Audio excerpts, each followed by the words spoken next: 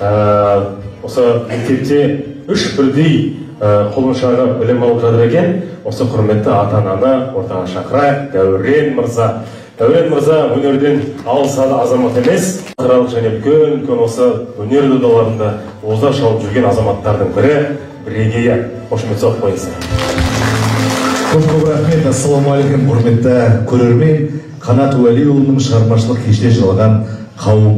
Енді кәкең мына осы шығармашылық кеш өткіземін деп құрметтеп қонақ ретінде шақырғаннан кейін айтады ғой, мына өзіміздің шығармашылықтың адамы болғаннан кейін әрқашанда сыйлағанның құлы бол демекші. Міне осылай келіп отырмыз.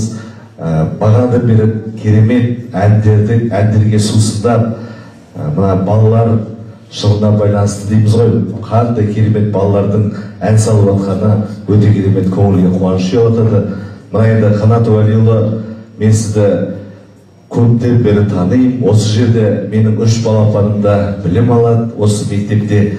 Осы Қанат Уәлиұлының арқасында, осындай азаматтардың, өнерге жанашыр азаматтардың арқасында қаншама сәбилер шынында әдемі әнмен сусындап өсіп өніп келе жатыр деп айтсақ артық емес. Енді еңбегіңіз жана берсін. Мына енді өзіңізге орамал тоң болмай жол болады дейді қазақта.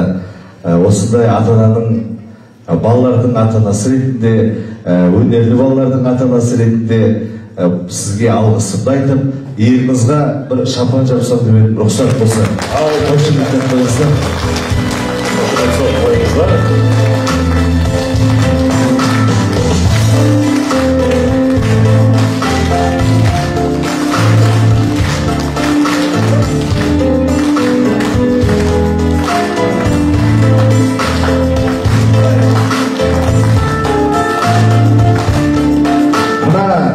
Қанат Уәлиұлының арқасында деп айтсақ та артық емес.